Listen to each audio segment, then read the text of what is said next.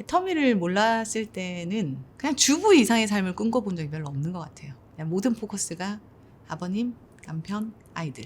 지금은 조금 다르죠. 그냥 포커스 자체가 되게 많이 넓어진 느낌이에요. 아마 제가 또 계속 가정주부로만 있었으면 아이들 삶에 간섭을 좀 많이 했을 것 같아요. 저희 남편한테도 아이들한테도 계속 제가 그 삶에 간섭하고 개입했을 것 같다는 생각이 많이 들거든요. 아마 아이들한테는 제가 애터미를 해서 훨씬 더 좋은 엄마의 모습을 보여주는 게 아닐까 라는 생각을 많이 하고, 지금은 가족을 조금 넘어서 뭐 지역이나 다른 나라 사람들, 뭐 우리나라에 대한 애국심까지도 사실은 조금 많이 다방면으로 넓어진 것 같다는 생각을 제가 많이 하고 있어요. 안녕하세요. 애터미스터 마스터 이민정입니다. 반갑습니다.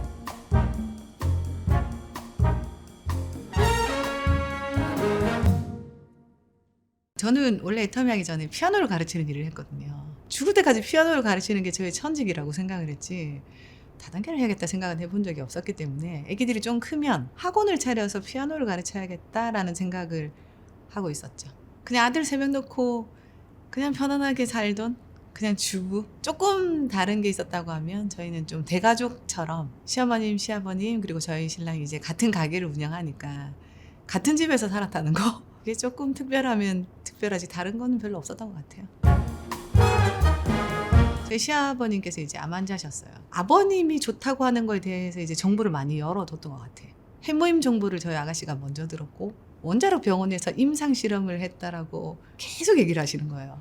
그래서 저는 그게 거짓말일 거라 생각을 했거든요. 사실은.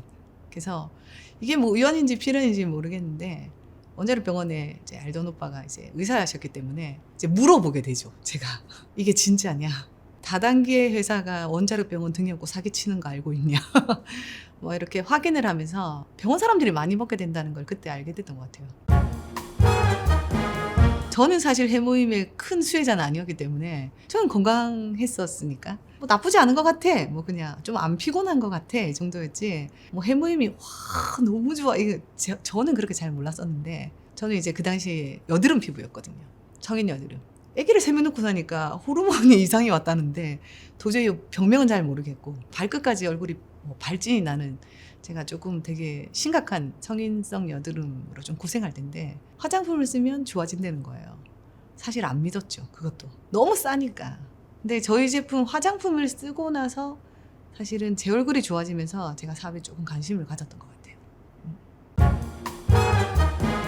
초창기 때는 사실 뭐 이렇게 많이 알아봤던 건 아니었던 것 같고요. 석세스 세미나는 제 스폰서가 줄기차게 한 번은 가야 된다 얘기를 했기 때문에 한참 동안 안 가다가 미루다가 하여튼 한 번을 따라갔던 것 같아요. 그때 막내 아기가 너무 어렸었기 때문에 계속 미루다가 한 번은 갈게요 라고 약속했던 걸 지키기 위해서 제가 속리산으로 석세스 아카데미를 갔던 것 같아요. 그리고 그날이 내가 이 일을 소비자가 아닌 사업자로 턴을 해야겠다라는 계기가 됐습니다.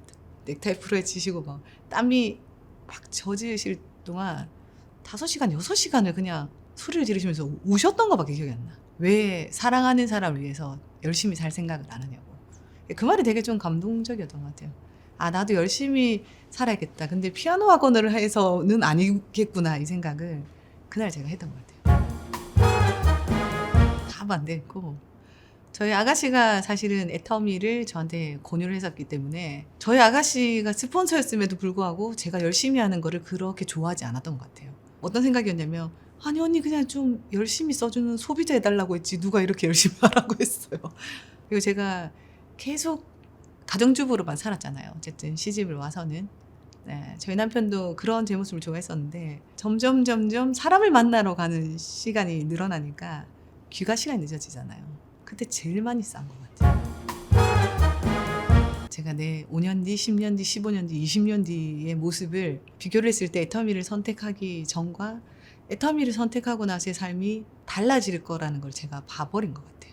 세미나를 다니면서. 그리고 세미나를 오시는 분들이 점점 변화하는 모습들을 보면서 나도 그렇게 될 수 있겠다라는 생각이 드니까 그 전으로 돌아가는 게 조금 힘들더라고. 사람들이 그렇게 손가락질하고 막 그런 말 듣는 게 조금 힘들었죠 사실은.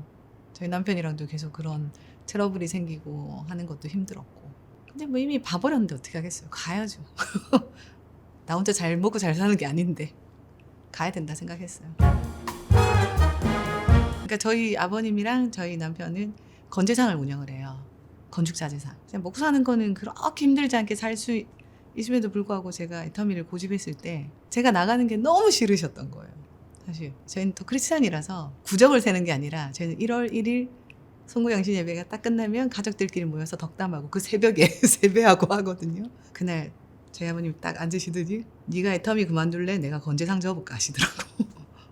아마 저한테 가장 힘들었을 때가 아마 제 기억에는 그때였던 것 같아요. 다른 사람은 아무도 저를 흔들 수 없는데 저희 아버님은 저한테 파워가 있으신 분이기 때문에 내가 건재상 그만둘까? 네가 그만둘래.